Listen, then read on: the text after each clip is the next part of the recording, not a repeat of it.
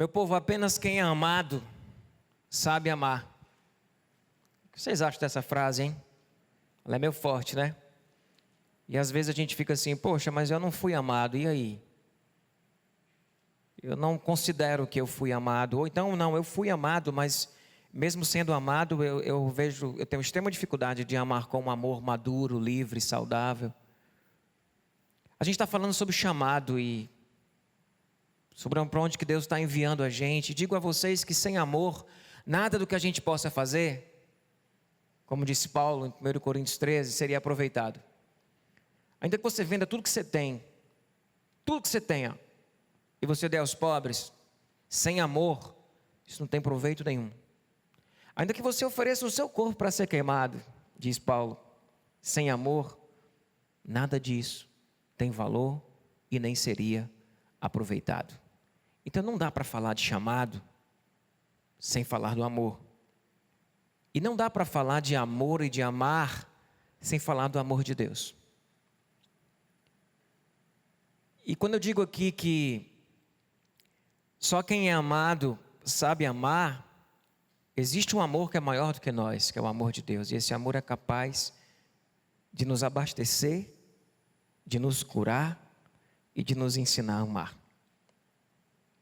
A gente vai misturar um pouco isso, tá? O ser amado, o amar a Deus, o amar o próximo, o chamado. A gente vai misturar isso tudo hoje aqui.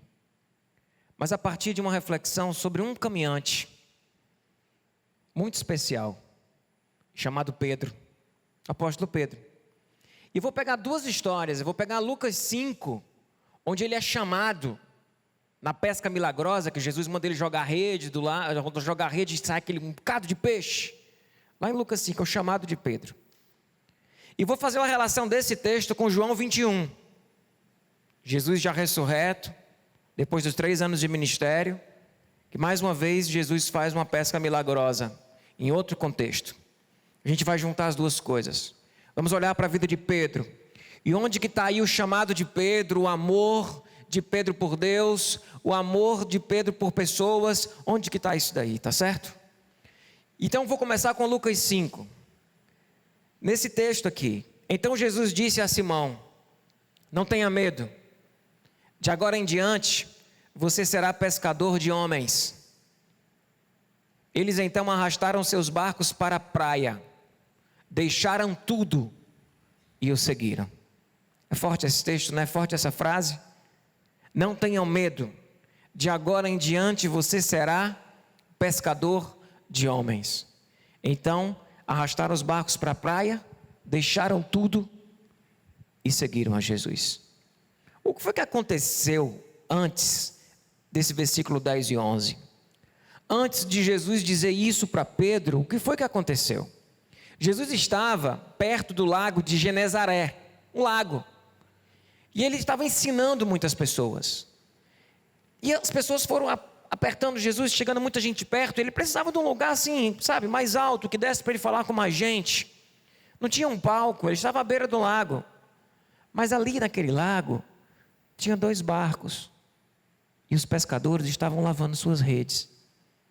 E Jesus pediu para falar do barco. Então Jesus fez do barco de Pedro um púlpito, um palco. Um momento onde dali ele ia ter mais condição de falar e ser ouvido por mais gente. O texto diz que eles estavam ali lavando suas redes. Eu imagino eles lavando as redes, Jesus dizendo, posso falar aqui do palco? Eu posso subir no barco para falar para essas pessoas? Ele subiu no barco e ficou falando.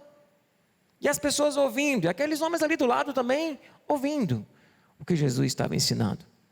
E o texto diz que quando Jesus parou de ensinar, quando ele acabou de falar o que ele tinha para falar, ele olhou para aqueles homens que estavam ali, sabe, como se eles tivessem aqui o culto aqui acontecendo, e tivesse alguém ali capinando ali, fazendo alguma coisa, e ouvindo aqui acolá alguma coisa. Quando ele terminou de falar o que ele tinha para falar, ele olhou para aqueles pescadores e disse, vão um pouquinho mais para o fundo e joguem a rede. Eles disseram, Senhor, mestre, nós pescamos a noite toda, nos esforçamos muito, não pescamos absolutamente nada, nada. Quando a gente assiste o The Chosen, aquele seriado que fala dos escolhidos, né, os discípulos, a vida dos discípulos, a gente vê nesse momento que Jesus insiste com Pedro, né? Pedro, a gente não pescou nada. Ele disse, mas joga aí. A gente não pescou nada, joga aí. Joga aí, estou mandando jogar, joga aí. Aí Pedro diz que na tua palavra eu lançarei as redes. Na tua palavra eu lançarei as redes. A gente às vezes olha para esse texto como uma coisa bonita, como se fosse assim, na tua palavra eu lançarei as redes. Mas eu acho que o contexto ali era mais ou menos o seguinte, eu vou fazer porque o Senhor está mandando. Eu não estou convencido que vai resolver nada não. Eu vou fazer porque o Senhor está falando. Aí eles foram lá um pouquinho mais profundo, jogaram a rede. Diz que veio tanto peixe, que eles saíram puxando e a rede foi se rompendo. De tanto peixe que tinha. Quando Pedro vê isso, ele olha para Jesus e o texto diz que ele se prostra aos pés de Jesus e diz, afasta-te de mim, porque eu sou um pecador. Afasta-te de mim, porque eu sou um pecador. E aí é quando Jesus diz isso, não tenha medo. De agora em diante, você será pescador de homens. Eles encostaram o barco, largaram tudo e seguiram a Jesus. Esse foi o chamado de Pedro. Mas depois disso, Pedro viveu muita coisa. Pedro viveu muita coisa com Jesus, foram 3 anos intensos. Pedro viu Jesus curar, Pedro viu Jesus ensinar, Pedro viu Jesus operar milagres, Pedro viu Jesus curar sua sogra, Pedro viu Jesus andando sobre as águas, e não apenas isso, mas Pedro teve a oportunidade de também andar sobre as águas. E quando Jesus vem andando sobre as águas, Pedro olha e diz, Senhor, eu também quero brincar. Eu também quero andar. Ele diz, pois vem. E ele anda sobre as águas, depois ele afunda, mas ele chega a andar sobre as águas. Pedro vive muito um momento marcante, é muito forte a personalidade de Pedro, a presença de Pedro. Pedro está no momento onde Jesus pergunta, o que os outros dizem que eu sou? Aí diz, uns dizem que tu é profeta, outros dizem que sou Elias, outros dizem que sou João Batista. Aí ele olha para os discípulos e diz, e vocês? Quem vocês dizem que eu sou? Pedro responde, tu és o Cristo, o Filho do Deus vivo. Ele diz, Pedro, isso que você falou não foi da carne, mas foi o Espírito que te revelou. Teu nome é Pedro, e sobre esta pedra, sobre esta declaração, sobre esta afirmação, eu edificarei a minha igreja. Pedro é colocado como líder, é instituído como líder. Pedro tinha um temperamento muito forte. E quando Jesus estava perto de morrer, chegou para Pedro e disse, Pedro, disse para os discípulos, vocês sabem que eu vou morrer, né? Pedro disse, Senhor, de forma alguma isso te acontecerá. Jesus olha para Pedro e diz, afasta-te de mim, Satanás. Você não está entendendo nada ainda, Pedro. Teve uma hora que Pedro chega para Jesus e diz, Jesus, que o Senhor, para onde o Senhor for, a gente vai estar junto. Aí ele diz, Pedro, eu digo para ti, Pedro, que antes que o galo cante, 3 vezes, você me negará, Pedro. Ele disse, não, Senhor, de forma alguma, e ficou constrangido ali. Pedro presencia a transfiguração, Pedro vai lá no Getsemane, é um dos poucos que está junto com Jesus, quando Jesus está numa angústia profunda. Logo depois Jesus é preso, e quando Jesus é preso, é Pedro que pega uma faca e corta a orelha do soldado. E aí eu imagino Jesus, Pedro, você não entendeu nada, Pedro? Pegou a orelha, colou, olhou para Pedro e disse, Pedro, aqueles que pela espada lutarem, pela espada morrerão. Pedro viveu muita coisa com Jesus. Depois disso, Pedro nega Jesus. Jesus é preso, Jesus é crucificado. Pedro nega e vive e se afunda em sua depressão, em sua angústia, em sua culpa por ter feito o que fez. Pedro viveu tudo isso com Jesus. Aí Cristo ressuscita. Aparece aos discípulos. Pedro é um dos primeiros a chegar na tumba.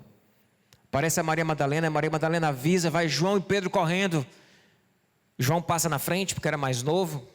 Devia fazer alguma assessoria de corrida. Pedro não tinha essa habilidade. Chegou depois, cansado. Mas vê a tumba. Logo depois, Jesus aparece de novo a eles, ressurreto. Onde? No mar. Eles estão no barco, pescando mais uma vez. Aí eu queria ler esse texto, porque lá em João 21, diz que estavam juntos Simão Pedro, Tomé, chamado Dídimo, Natanael de Caná da Galileia, os filhos de Zebedeu e os 2 outros discípulos.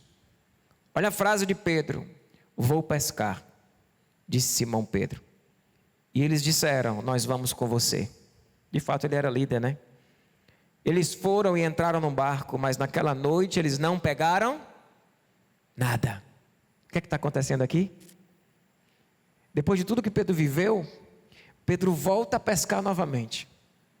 Sabe aquele momento que ele está assim, sabe? Desistindo do chamado, dizendo assim: eu vou pescar. Vou viver minha vida. Os discípulos olham e dizem assim: a gente vai também. Passaram a noite toda e não pescaram absolutamente nada. Depois aparece quem na beira da praia? Um homem. Que disse: vocês têm algo para comer? Eles dizem: não. Aí ele diz: pois joguem a rede para o lado direito. Eles jogam. Depois que eles jogam a rede do lado direito, muitos peixes vêm. O texto diz que são 153 grandes peixes que vêm nessa rede. Essa rede não se rompe, diferente da outra. Essa rede não se rompe. Nesse momento João olha e diz: é o Senhor. Pedro não espera. Ele pula do barco, pega a sua túnica, pula e nada uns 100 metros até chegar onde Jesus estava. Quando eles chegam lá, o texto relata que eles ficam meio que sem coragem de perguntar: quem és tu? Foi um momento assim difícil para eles. Ao mesmo tempo eles encontram Jesus fazendo, sabe o que na praia? Uma fogueira, um peixe, um pão, e chama esses discípulos para comer junto. E é nesse contexto, é neste momento, que Jesus, quando eles terminam de comer, começa um diálogo muito precioso com Pedro. Quando ele diz em João 21, a partir do versículo 15: depois de comerem, Jesus perguntou a Pedro: Simão, filho de João, você me ama realmente mais do que estes? Disse ele: sim, Senhor, tu sabes que te amo. Disse Jesus: cuida dos meus cordeirinhos. Novamente Jesus diz: Simão, filho de João, você realmente me ama? Respondeu: sim, Senhor, tu sabes que te amo. Disse Jesus: pastoreia as minhas ovelhas. Pela terceira vez, quantas vezes Pedro negou Jesus? Pela terceira vez, ele diz: Simão, filho de João, você me ama? Pedro ficou magoado por Jesus lhe ter perguntado pela terceira vez: você me ama? Ele disse: Senhor, tu sabes de todas as coisas e sabes que eu te amo. Disse-lhe Jesus: cuide das minhas ovelhas. Cuide das minhas ovelhas. Quando eu olho para esse texto, olho para a história de Pedro, olho para a história da vida da gente, eu entendo que o chamado e a missão que nós temos como discípulos e caminhantes de Jesus, que nós temos 3 fases no chamado. É a fase quando nós percebemos que somos amados por Deus. Depois vem a fase quando nós percebemos que amamos a Deus. E a fase quando nós passamos a amar pessoas. E digo para vocês que há de acontecer exatamente nesta ordem.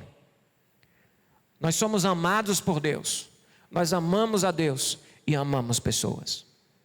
E todo qualquer chamado que tem a ver com Deus, com o amor de Deus e com o Evangelho, ele vai seguir essa lógica, essas fases. Você primeiro precisa entender o quanto você é amado, para depois você amar a Deus, e a partir do amor a Deus você amar o próximo. Percebem? Se você não entende que você é amado, se você não entende o amor de Deus, Não existe possibilidade de chamado, nem tem entendimento de propósito nenhum. Se você não ama a Deus, também não há possibilidade de nenhum chamado ser vivido e ser experimentado. Nós passamos por esta fase, um momento onde na nossa caminhada com Jesus, nós percebemos primeiro que nós somos amados. Em segundo momento, nós vamos desenvolver a partir deste amor, um amor a Deus. E num terceiro momento, nós iremos passar a desenvolver um amor ao próximo, às pessoas. Vamos falar um pouco mais sobre essas fases? Eu queria ir para a primeira, olhando para esse texto que nós lemos, para essa história que eu contei. Quando eu digo apenas quem é amado sabe amar, eu quero dizer para você, nós somos amados. E nós precisamos enxergar isso e entender isso. Nós somos amados. Nós somos amados por Deus. E esse amor é capaz de restaurar o vazio de qualquer abandono que possa existir da nossa história. Nós somos amados por Deus apesar das nossas falhas. Nós somos amados por Deus apesar dos nossos abandonos, os abandonos que nós fizemos com pessoas, os abandonos que nós fizemos com o próprio Deus. Nós somos amados por esse Deus. Apesar das nossas falhas, dos nossos erros, da nossa negação, como Pedro negou, nós somos amados por Deus.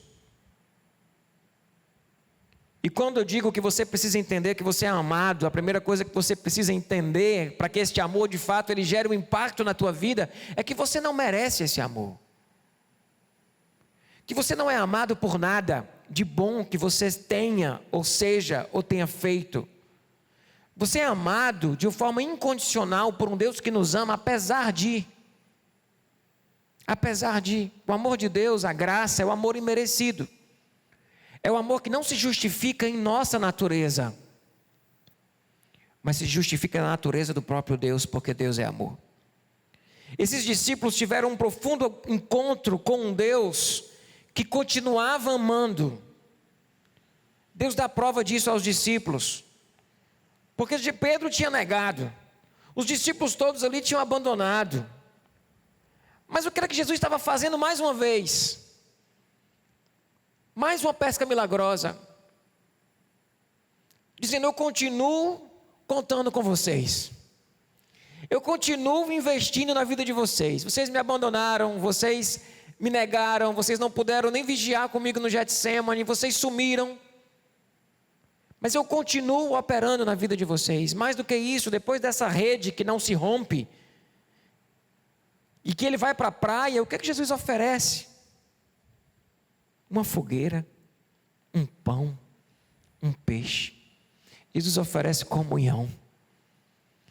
E assim como essa segunda multiplicação, essa segunda pesca milagrosa aponta para a primeira pesca milagrosa que foi o chamado, esta fogueira com pão e peixe aponta para a ceia.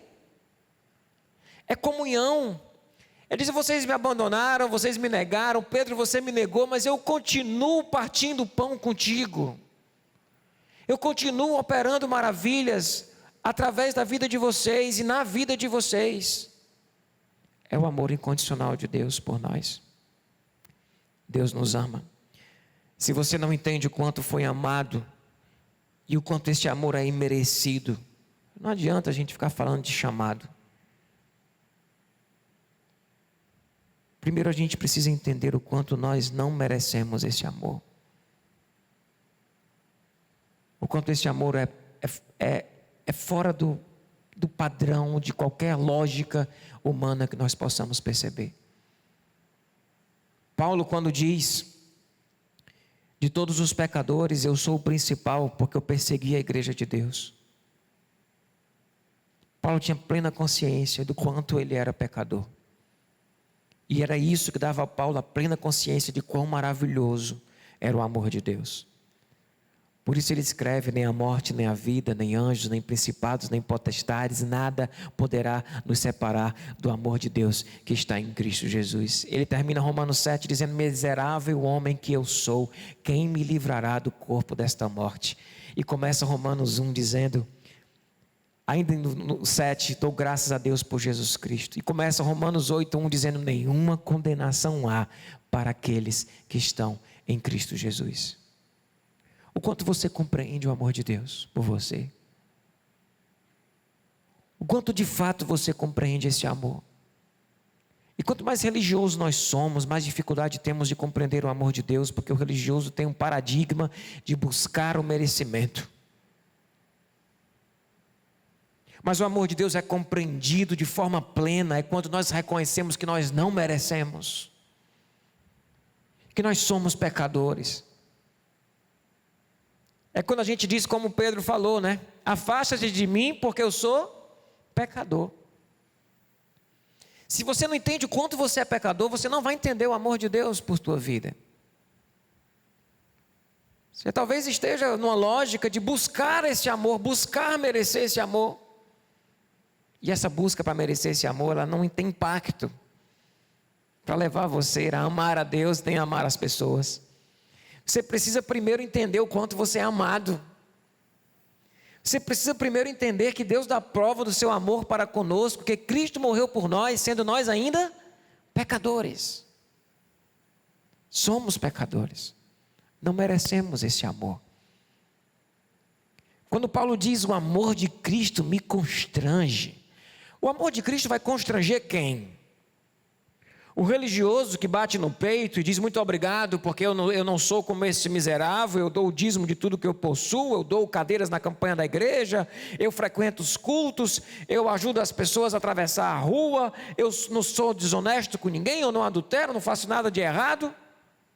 Quem mais vai compreender o amor de Deus e que é amado por Deus, senão aquele outro que está no fundo, que bate no peito e diz: tem misericórdia de mim, porque eu sou um pecador. Quem é você? Eu fui criado de um lar cristão, numa família que com muita estrutura emocional, afetiva, numa estrutura de liberdade, de muita orientação. E fui criado dentro da igreja, muito certinho. Muito certinho. E às vezes eu fico assim, o João Paulo sabe, às vezes eu fico assim: Deus, eu era para ser um religioso de carteirinha. Porque eu não cheguei a me lambuzar em lama, entende? E às vezes eu fico perguntando de onde vem essa compreensão de que eu não sou merecedor. Porque eu podia me ancorar na minha justiça, nas escolhas corretas que eu fiz, nas coisas que eu realizei, podia me ancorar nisso. Graças a Deus, por um milagre, eu não sou esse cara que não entende o quanto eu sou pecador. Mas poderia ser. Algumas pessoas eu entendo que precisam entrar no fundo do poço para enxergar que são pecadoras e entender a graça. Tem gente que está ali na igreja, ó, a vida toda certinho, aí dá uma tropeçada, cai, capota, se faz besteira, se lambuza todo, isso aqui, aí vai entender a graça só a partir disso. E parece que Pedro passou por isso. Talvez Pedro antes não entendesse tanto o amor de Deus, o quanto ele passou a entender depois que ele negou, e Jesus continuou operando o milagre e continuou partindo o pão com ele e fazendo fogueira para ele. Talvez antes da negação, Pedro batesse no peito mais uma vez: eu vou contigo, Senhor, eis-me aqui, teu soldado preferido. Mas não, ele está ali dizendo: eu neguei, eu não consegui me manter firme.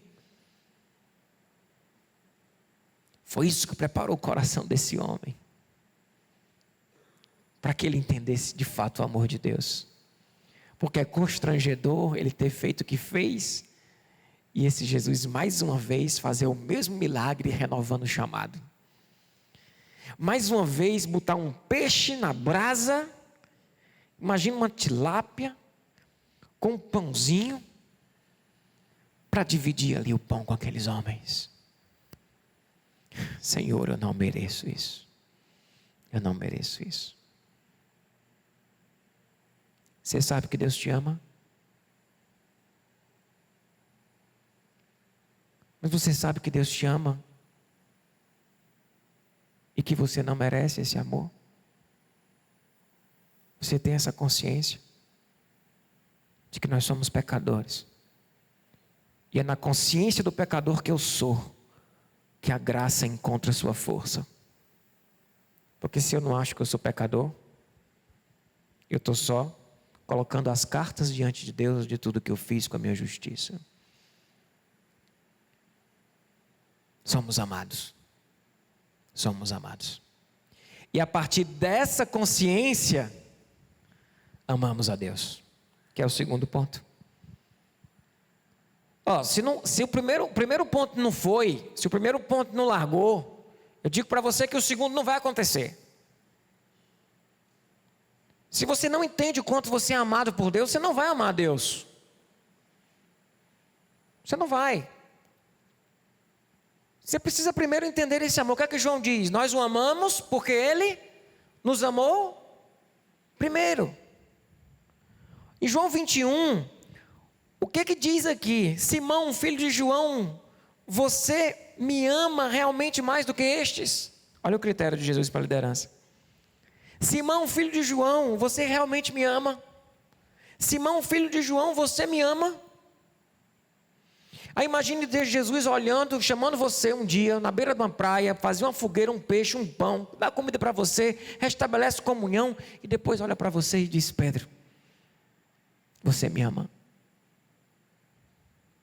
Você me ama mais do que estes? Sabe qual é a diferença do religioso? O religioso, ele faz coisas para Deus lhe amar. O paradigma do religioso é eu fazer coisas certas para Deus me amar. E Deus me amando, Ele vai me abençoar e vai me fazer feliz aqui na terra. Essa é a lógica mercantilista que a gente vive o Evangelho. O religioso pensa assim: eu vou fazer as coisas certas e Deus vai me amar. Mas não é isso que o discípulo de Jesus entende. Não se processa dessa forma. É o contrário. É eu vou amar a Deus porque Ele me amou. Eu vou fazer as coisas porque Deus me amou. A nossa ação, a nossa entrega, é tudo resposta à compreensão do amor de Deus. Interessante o critério de Jesus para a liderança, né? Porque Ele não escolheu o cara mais intelectual, né? Não, quem vai ser o líder? Vamos pegar o mais intelectual. Quando Ele vai reafirmar ali a liderança de Pedro, Ele pergunta: tu me amas mais do que estes? Porque se você me ama mais do que estes, você tem como liderá-los. E antes tu não estava legal não, Pedro, porque tu era muito orgulhoso. Mas agora que você me negou, e que está conhecendo meu amor, talvez esse amor se aperfeiçoe. Não era o mais equilibrado emocionalmente, não era o mais sensato, ou simplesmente o mais corajoso, era o que amava mais. Esse foi colocado. Tu me amas, Pedro? Tu me amas? Pergunto a você: você ama a Deus? Ou você está simplesmente querendo agradar a Deus para Ele te amar? Se você está querendo agradar a Deus para Ele te amar, você está numa lógica que não é a lógica do Evangelho. A lógica do Evangelho é: eu não tenho como agradar a Deus. Eu sou um pecador. Ele me ama.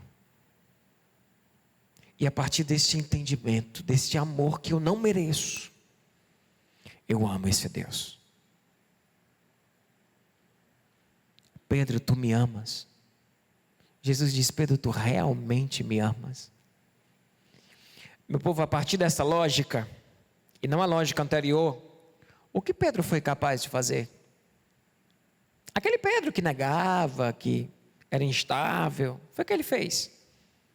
Ele se tornou sensato, sábio, ele foi preso, ele foi perseguido, ele foi crucificado, segundo a tradição, de cabeça para baixo. A partir de que lógica? Não a lógica da religiosidade que ele vivia, mas a lógica de alguém que foi amado por Deus e que não tem outra resposta senão amar profundamente a esse Deus. Amar a Deus. Amar a Deus. Mas aí vem o terceiro, que é amar as pessoas. Entenderam a lógica? A primeira lógica é o que quando eu entendo o quanto eu sou amado por Deus, não porque eu sou bonitinho e legal, mas porque Ele me ama de forma imerecida, incondicional. Deus me ama. A partir disso, eu amo este Deus. E amando este Deus, não tem como eu amo pessoas. Eu amo pessoas.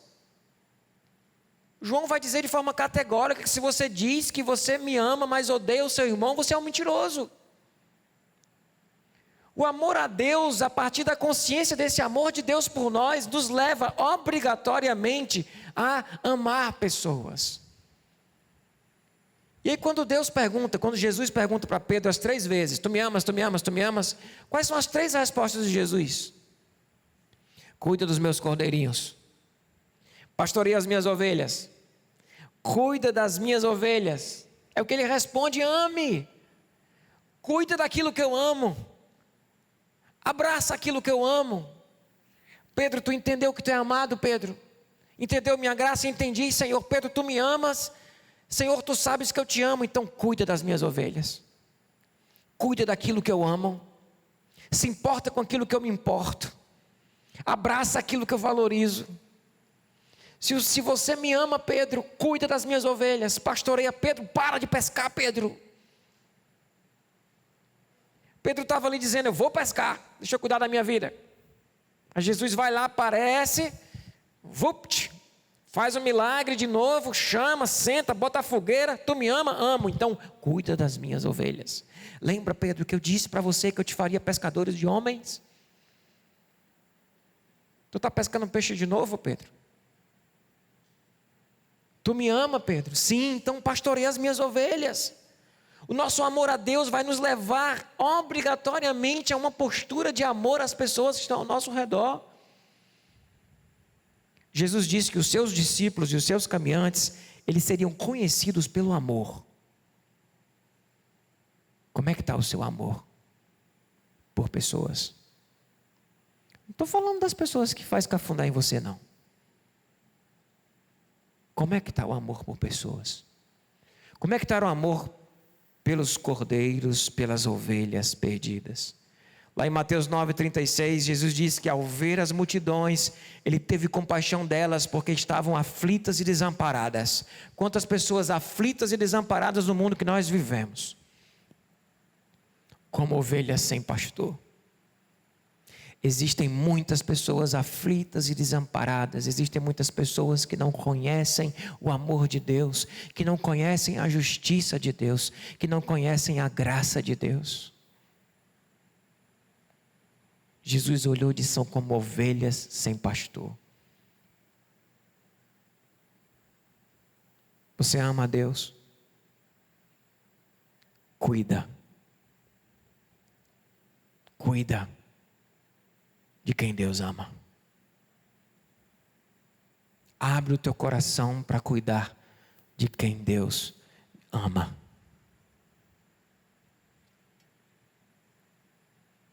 Chega para Pedro e diz: Pedro, eu te farei pescadores de homens. E aí, meu povo, tem uma frase que eu gosto, que acho que há uns 20 anos atrás eu preguei sobre isso, que eu falo que o medo de parecer, ele leva ao perigo de não ser.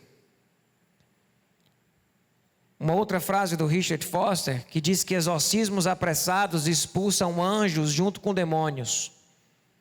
E o que eu estou querendo dizer com isso? Parece que ao tirar a religiosidade da nossa vivência, a gente parou de falar de Jesus para as pessoas. A gente parou de entender que se nós amamos a Deus, nós temos que cuidar das ovelhas de Deus. E temos que pastorear os cordeirinhos. Se nós amamos a Deus, a partir deste amor que Ele derramou sobre nós, nós temos responsabilidade de anunciar o amor de Deus àqueles que não conhecem. E quando eu digo que esses exorcismos apressados expulsaram anjos juntos com demônios, porque nós, fugindo do estereótipo do crente evangelizador, nós acabamos indo para um outro lado. E aí eu digo que expulsou o anjo junto com o demônio, em não falarmos mais de Deus para as pessoas, em não falarmos mais de Jesus para as pessoas. repito, se você não compreende o quanto você foi amado por Deus, nada disso faz sentido. Mas se você compreende que você foi amado por Deus com amor incondicional e que esse amor alcançou sua vida, e você ama verdadeiramente a Deus, Deus está olhando para você hoje e está dizendo: cuida dos meus pequeninos. Anuncia o meu amor às pessoas que não conhecem este amor. Por isso Jesus diz: ide, fazei discípulos. Ide anunciar o evangelho a toda criatura. O que temos feito sobre isso? Com medo de parecer esse evangelista crente, a gente parou de evangelizar. A gente parou de falar do evangelho para as pessoas.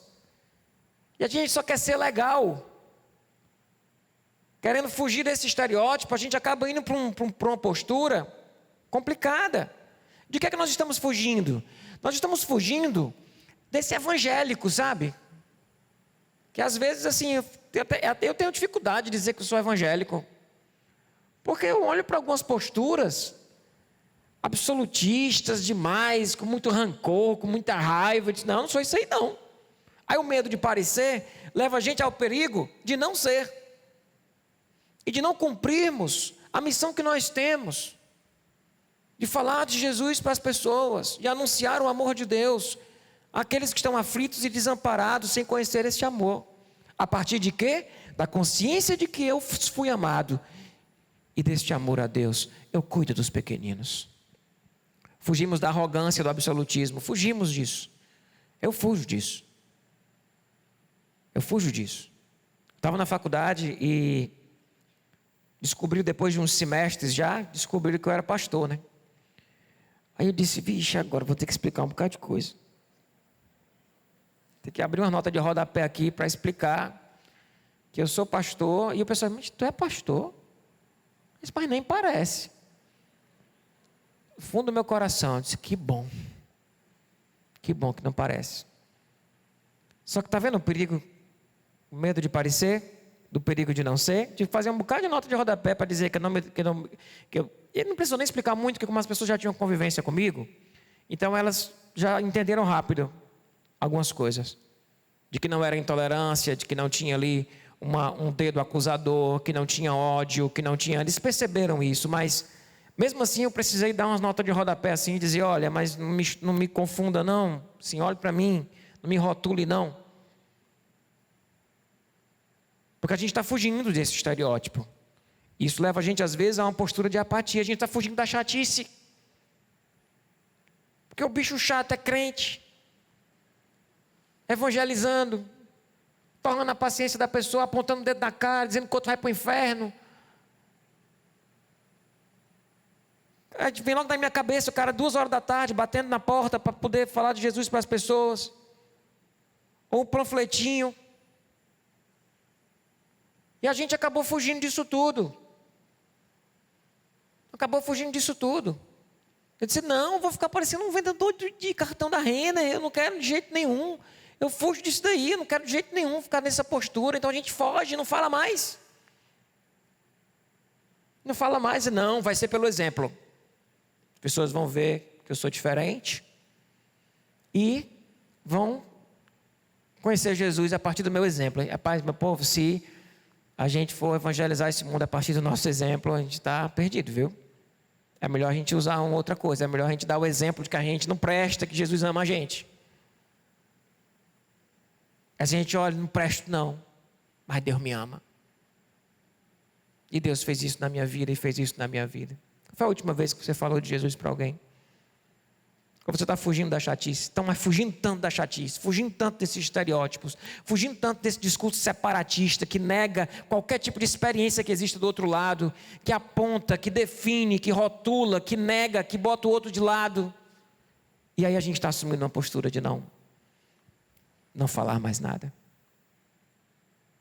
Foi o que Deus disse para Pedro: cuida das minhas ovelhas. Cuida.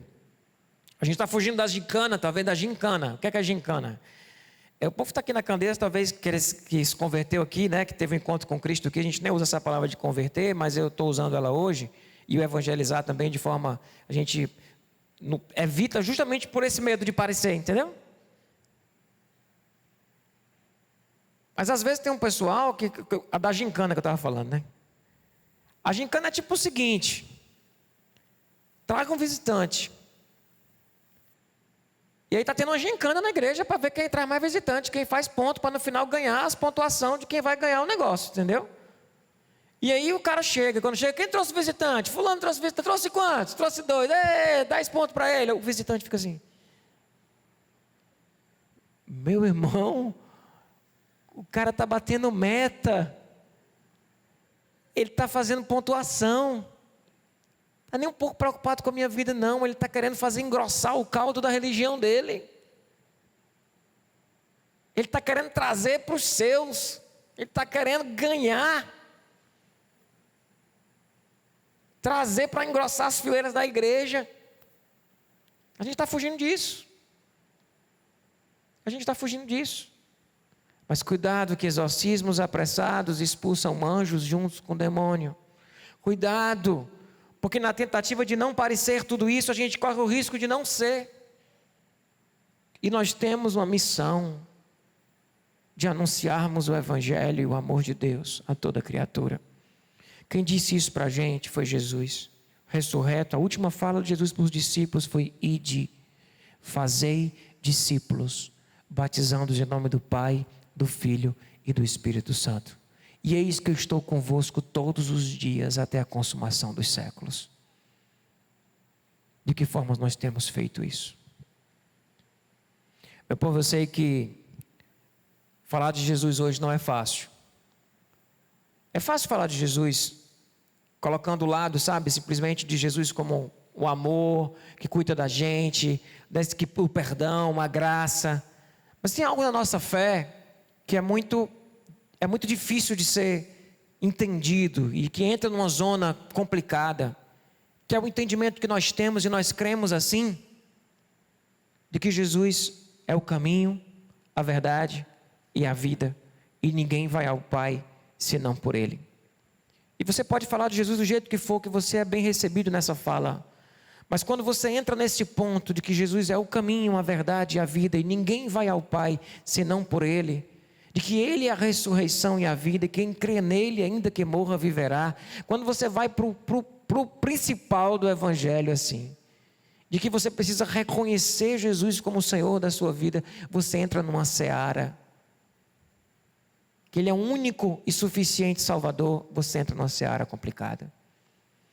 Porque a gente entra na nossa crença absoluta. E como falar de uma crença absoluta sem absolutismo, sem arrogância? Fácil. No princípio, é fácil. Você é um pecador. Então se coloca humilde. Você foi amado.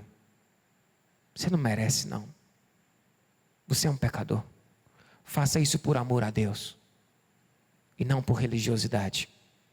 Faça isso por amor a pessoas. A pessoa que você vai estar conversando, ela vai perceber que você está fazendo em amor. Se você fizer em humildade, por amor a Deus e amando pessoas, isso chega diferente no coração. Até um cachorro, ele consegue perceber quem gosta dele e quem não gosta. E quando você chegar perto de alguém falando de Jesus porque está batendo meta, você está querendo engrossar a religião, as pessoas notam. Mas quando você de fato está preocupado com aquela pessoa e está colocando-se diante daquela pessoa em amor, em humildade, se enxergando como um pecador miserável que somos, isso chega de uma forma diferente. Eu queria compartilhar com vocês um texto e vou encerrar com ele. Colossenses 4, Paulo dá uma dica para a gente. E eu não queria deixar vocês soltos naquilo que eu estou desafiando vocês aqui a fazerem. Por isso eu queria encerrar com esse texto. Paulo diz, ao mesmo tempo, orem também por nós para que Deus abra uma porta à nossa mensagem. O que ele está dizendo aqui nesse texto? E eu queria desafiar você a fazer isso. Qual foi a última vez que você orou e disse, Senhor, abre uma porta nesse dia de hoje, para que eu fale do teu amor para alguém?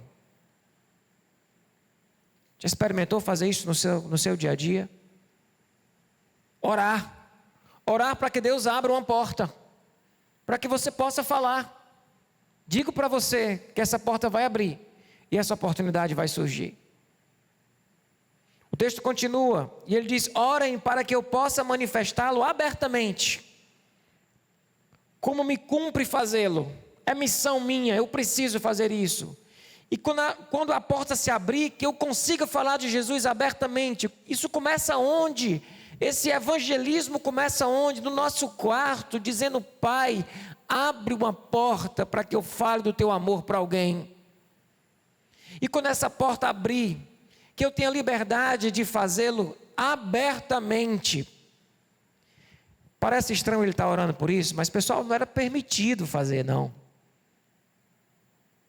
Se ele fosse pego e anunciando o evangelho, ele era preso, era perseguido.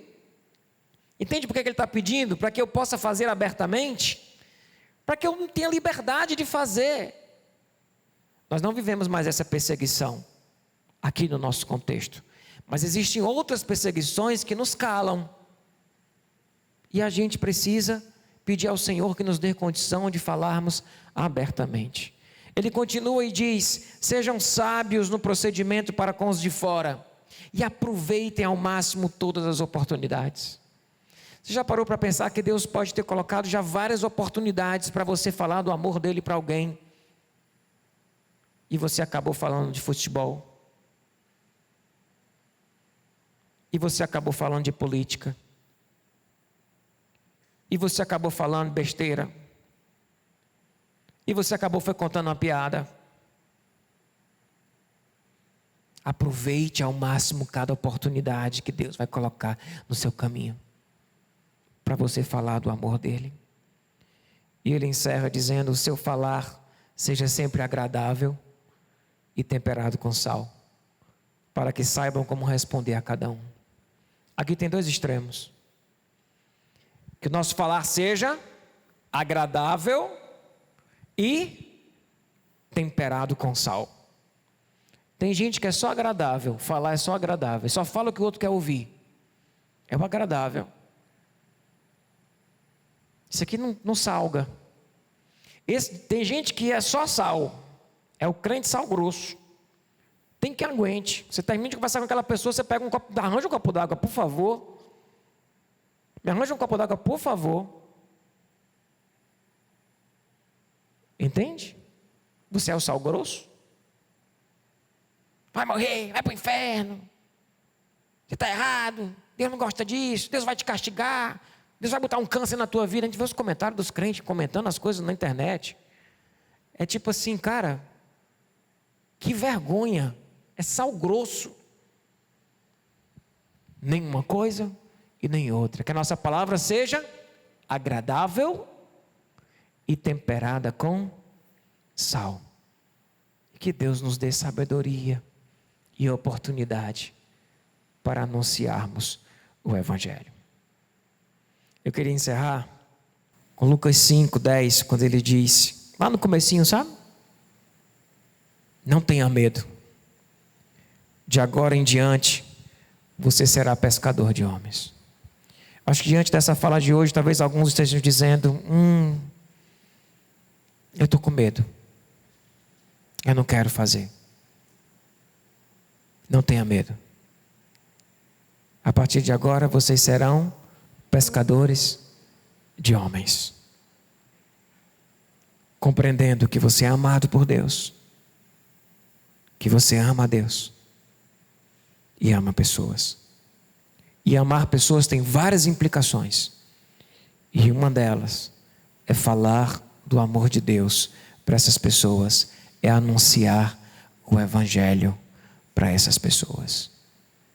Que Deus abençoe a gente e nos dê condição de, em sabedoria, com a palavra temperada e agradável, com uma palavra aproveitando bem cada oportunidade, em amor, em humildade, porque a gente é pecador.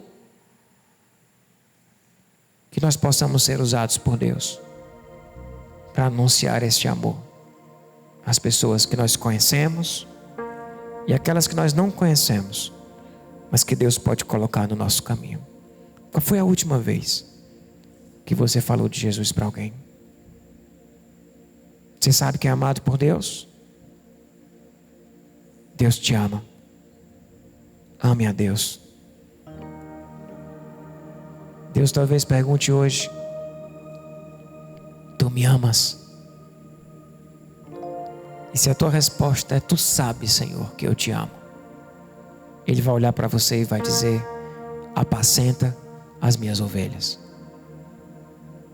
Anuncia o meu amor às pessoas que não conhecem esse amor.